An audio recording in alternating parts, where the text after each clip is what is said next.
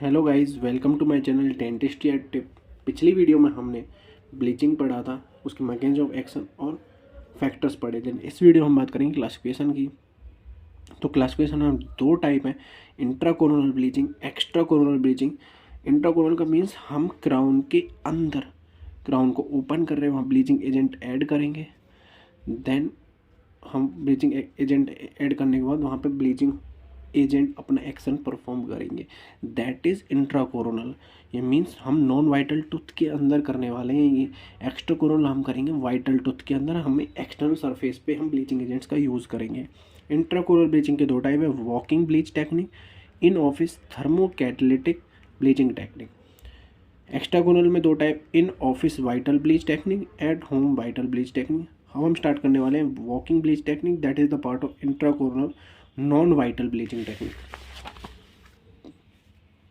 इसमें हम सबसे पहले क्या चेक करेंगे, प्रिपरेशन। कैसी प्रिपरेशन चेक करेंगे, हम टूथ को पहले एग्जामिन करेंगे। किस तरह एग्जामिन करेंगे, हम चेक करेंगे जो क्राउन है वो प्रॉपर इंटैक्ट होना चाहिए, बिकॉज कैरियस टूथ, ग्रॉसली कैरियस टूथ होते हैं बहुत सारे, कि भाई क्राउन नहीं है प्रॉपर, थोड़ी बहुत कैरीज हो तो चल जाता है, लेकिन एक होता है काफ़ी ज़्यादा क्राउन पार्ट दिखे, उस केस में हम नहीं करेंगे। हमें इंटेक्ट क्राउन चाहिए मोस्टली। ऑब्चुरेशन, जो हमारे ऑब्चुरेटिंग मटेरियल है वो कंडेंस, रेडियो ओपेक, कोई वॉइड्स प्रेजेंट नहीं होने चाहिए, और जो हमारा ऑब्चुरेटिंग मटेरियल है वो प्रॉपरली रूट कैनाल की जो वॉल है उससे अडेप्ट होना चाहिए। वो क्यों अडेप्ट होना चाहिए, क्योंकि अगर वॉल के साथ ऑब्चुरेटिंग मटेरियल प्रॉपरली अडेप्ट नहीं होगा तो जो ब्लीचिंग एजेंट है वो परकोलेट कर जाएगा। ये जो पेरी रेडिकुलर एरिया है ना, peri radicular area, peri radicular tissue, वो है जो रूट के अराउंड जो टिश्यू है उसमें परकोलेट कर जाएगा, तो वहाँ पे जाके फर्दर इन्फेक्शन और कोई प्रॉब्लम क्रिएट कर सकता है। अब हम बात करेंगे मेथड पे, किस तरह हम टेक्निक्स को, इसको हम स्टेप बाय स्टेप किस तरह परफॉर्म करेंगे। पहले हम सरफेस, जो भी हमारा टूथ सरफेस है उससे हम डेब्रिज को रिमूव कर देंगे। फिर क्या करेंगे, apply petroleum jelly. Next step, adapt rubber dam. Rubber dam क्यों यूज़ कर रहे हैं, रबर डैम यूज़ कर रहे हैं टू आइसोलेट द टूथ। जिस टूथ पे हम काम कर रहे हैं उसको आइसोलेट कर लेंगे, जिससे हम प्रॉपर उस पर वर्क कर सकें। Remove gutta percha filling, extend into pulp chamber with GG drill to level of crest of alveolar bone 1 mm apical to CEJ. जो भी हमारा टूथ है,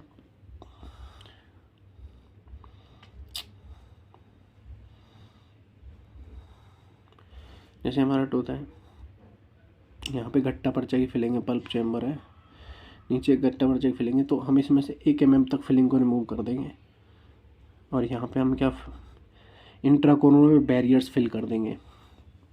तो इसलिए क्योंकि हम यहाँ पे ब्लीचिंग एजेंट्स यूज़ नहीं कर सकते, क्योंकि हमारा bleaching agent cervical resorption cause करा देगा। तो हम 1 mm इंट्राकोरोनल बैरियर यूज़ करेंगे, देन उसके ऊपर हम ब्लीचिंग एजेंट्स फिल करेंगे। ठीक है, अब हम वो जीजे ड्रिल से रिमूव कर देंगे, ये इसने नाम लिखा है, इसमें कोई ऐसा टफ चीज़ें हैं नहीं। Then examine pulp chamber, reduce any debris, seal orifice of canal 1 mm intracoronal barrier, GIC, RMGIC, Cavit, MTA, superiorly MTA superior है इस वर्क के अंदर। आरएमजीआईसी हम बहुत ज़्यादा यूज़ कर सकते हैं। Mix sodium perborate with distilled water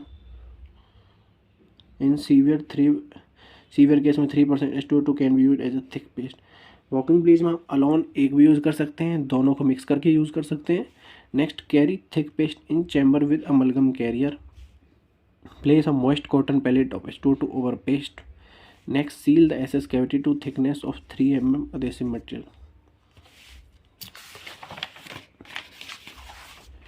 next हम बात करते हैं मैक्सिमम ब्लीचिंग इफेक्ट, जो हमें दिखेगा वो 24 आवर्स के अंदर दिख जाएगा।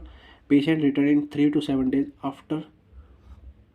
हम क्या करेंगे, उसकी इवेल्यूएशन जो हम करेंगे पेशेंट की 3 से 7 दिन के अंदर प्रॉपर उसको चेक कर लेंगे कि जो टूथ का जो कलर है, जो हमें शेड चाहिए वो प्रॉपर आई है नहीं आई। अगर हमारा टूथ शेड नहीं आई तो हम और लंबे टाइम तक थोड़ा ब्लीचिंग एजेंट्स को यूज़ कर सकते हैं, लेकिन अगर हमारी प्रॉपर कलर शेड आ गई तो हम उसको परमानेंट रिस्टोरेशन से रिस्टोर कर देंगे। अब मैं शॉर्ट में आपको बताऊं तो एक्चुअली हो क्या रहा है। इसमें टूथ है, जो भी हमारा टूथ है,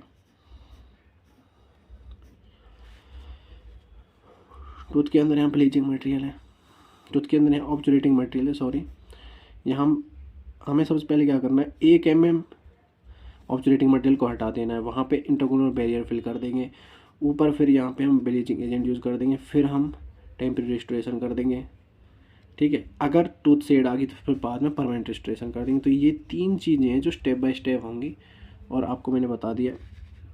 and to reduce possibility of resorption, a paste of calcium hydroxide and sterile water placed in pulp chamber immediately after bleaching, ये हम यूज़ कर सकते हैं रिजॉर्प्शन से बचाने के लिए। नेक्स्ट हम बात करते हैं इन ऑफिस थर्मोकैटालिटिक ब्लीच, नाम से पता चल रहा है थर्मोकैटालिटिक में हम यहाँ पे हीट यूज़ कर रहे हैं रिएक्शन को इनिशिएट करने के लिए।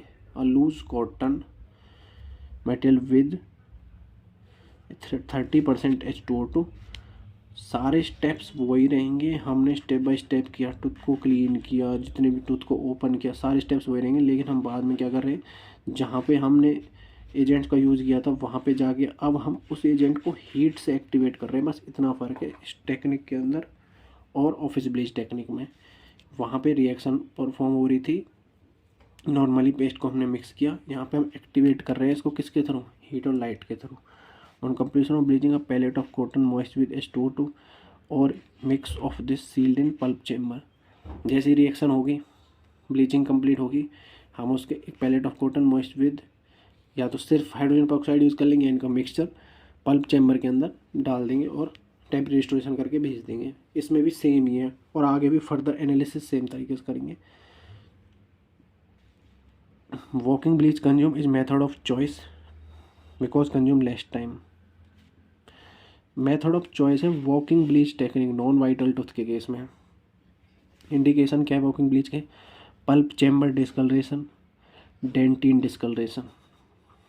कॉन्ट्रा इंडिकेशन क्या है, सुपरफिशियल इनेमल डिस्कलरेशन के केस में नहीं करेंगे यूज़, डिफेक्टिव इनेमल फॉर्मेशन के केस में यूज़ नहीं करेंगे, सीवियर डेंटिन लॉस के केस में यूज़ नहीं करेंगे, और कैरीज की प्रेजेंस, काफ़ी कैरियसली ग्रोसली डिके उस केस में। नेक्स्ट जो हम टेक्निक की बात करते हैं एक्स्ट्रा कॉर्नल ब्लीचिंग की वाइटल टूथ के केस में। पहले bleaching in office, use 35% H2O2 solution as a bleaching agent and place directly tooth पे हम इसको प्लेस कर देंगे और एक्टिवेट सेम जैसे थर्मोकैटालिटिक था ना वही है, इसमें भी हम हीट से और लाइट से एक्टिवेट कर रहे हैं। इंडिकेशन क्या है, mild fluorosis, tetracycline stain, in severe discoloration before restoration. Contraindication hyper sensitive tooth, exposed root surface, pregnant and lactating women's में, carious tooth structure and superficial stains के केस में। Procedure की बात कर लेते हैं, मेन तो प्रोसीजर ये हमको जो समझना है। हम क्या करेंगे, पहले रेडियोग्राफ ले लेंगे एक, ठीक है, to detect the presence of caries, defective restoration, minimal amount of expose dentin. अब हमने रेडियोग्राफ ले लिया और चेक कर लेंगे कहीं कैरीज तो नहीं है, क्योंकि कैरियस टूथ स्ट्रक्चर जो है इसका कॉन्ट्राइंडिकेशन है। लेकिन इसका मतलब ये भी नहीं है कि थोड़ी बहुत डेंटिन एक्सपोज है तो हम करेंगे नहीं वर्क। लिख रखा है minimal amount of expose dentin not a contraindication of it. थोड़ी बहुत डेंटिन एक्सपोज हो रखी है, थोड़ी बहुत कैरीज है, माइन्यूट कैरीज है, उस केस में ये नहीं कि कॉन्ट्राइंडिकेट है, हम उस केस में कर सकते हैं। इवेल्युएट करेंगे टूथ कलर को, पहले हम इवेल्युएट कर लेंगे टूथ कलर को पहले कैसा था, क्योंकि बाद में उसका चेंज हुआ तो हमें रिजल्ट में भी तो फ़र्क देख रहे हैं। And to protect gingival tissue with Orabase और वैसलीन यूज़ कर लेंगे, हम एले इंजेक्ट नहीं करने वाले। नेक्स्ट करेंगे इनेमल सरफेस को clean. Next apply 30 to 35% H2O2 on labial surface. Actually में क्वेश्चन तो यही बनता है कि किस सरफेस पे अप्लाई किया हमने और कितने % अप्लाई किया, ठीक है। Apply heat with source, temperature 52 to 60 degree Celsius. ये चीज़ें हैं जो याद रखने की हैं, कौन से सरफेस पे कितना %, कितने टेम्परेचर, कितने टाइम तक, समझ रहे, ये सारी चीज़ें।